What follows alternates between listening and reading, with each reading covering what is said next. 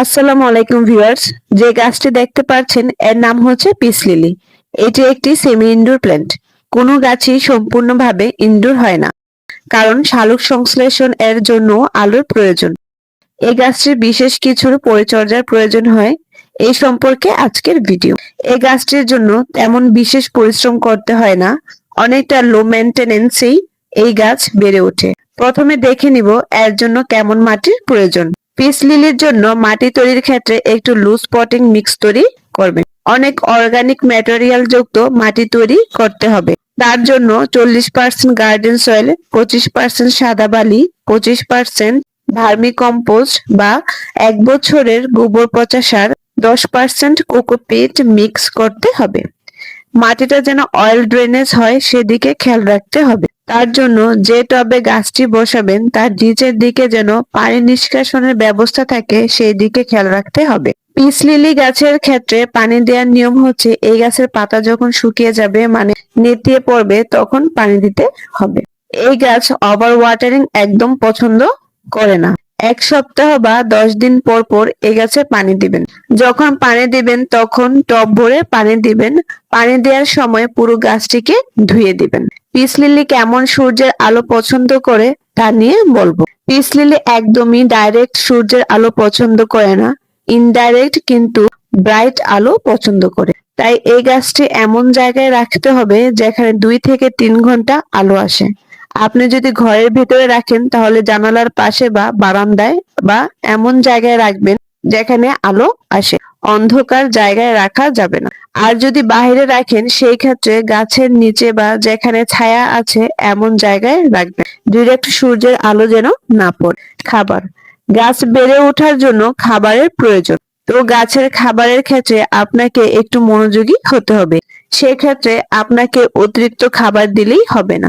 এই গাছের খাবার মাসে একবার দিতে হবে। যদি রাসায়নিক খাবার দিতে চান তাহলে সেটাও পারবেন, আবার যদি জৈব খাবার দিতে চান তাহলেও পারবেন। জৈব খাবার ব্যবহার ক্ষেত্রে আপনারা 1 চামচ ভার্মি কম্পোস্ট নেবেন, 1/2 চামচ শিংকুচি, 1/2 চামচ হাড় গুঁড়ো এবং তার সঙ্গে 1/2 চামচ নিমখোল দিয়ে একটি মিক্স খাবার তৈরি করে মাসে একবার গাছের গোড়ায় দিয়ে দিবেন। খাবার প্রয়োগের ক্ষেত্রে অবশ্যই গাছের গোড়ার মাটি আলগা করে নিবেন। যদি রাসায়নিক খাবার ব্যবহার করতে চান তাহলে এনপিকে 20-20 1 গ্রাম 1 লিটার পানিতে গুলে স্প্রে করতে পারেন, বা মাটিতে দিলে 5-6টি দানা মাটির নিচে দিয়ে দিতে পারেন। এতে গাছের কোনো ক্ষতি হবে না। এবার আসি গাছের পরিচর্যা। গাছের পরিচর্যা বলতে গাছকে আপনারা প্রতিনিয়ত পরিদর্শন করতে হবে। এই গাছের খেয়াল রাখতে হবে গাছের যে শুকনো পাতা বা হলুদ পাতা এগুলো কেটে ফেলতে হবে। গাছের পাতায় ধুলো জমতে দেয়া যাবে না, পরিষ্কার করে রাখতে হবে। গাছে কোনো পোকামাকড় হয়েছে কিনা সেদিকে খেয়াল রাখতে হবে। কোনো মাকড়সার জাল বুনেছে কিনা খেয়াল রাখতে হবে। যখন যে সমস্যা দেখা দিবে সেটি সঙ্গে সঙ্গে রিকভার করে দিতে হবে। বর্ষাকাল যখন আসে তখন বেশি রোগ ব্যাধি দেখা দেয়, তবে শীতে এরকম সমস্যা হয় না, কারণ গাছ ডরমিনেটিং পিরিয়ডে চলে যায়। তখন তারা শীত ঘুমেই থাকে, তখন তেমন প্রবলেম দেখা দেয় না। তবে বর্ষা আসলে গাছের গ্রোথের সাথে সাথে এই সমস্যা দেখা যায়। এই জন্য বর্ষায় গাছের দিকে বিশেষ নজর রাখতে হবে। এবার আসি গাছের রিপোর্টিং। অবশ্যই বছরের একটা সময় গাছটি রিপোর্ট করতে হবে। সেক্ষেত্রে মার্চ মাসে রিপোর্ট করবেন। যেভাবে অয়েল ড্রেনিং এর মাটি তৈরি করবেন ঠিক সেভাবেই মাটি তৈরি করে নেবেন।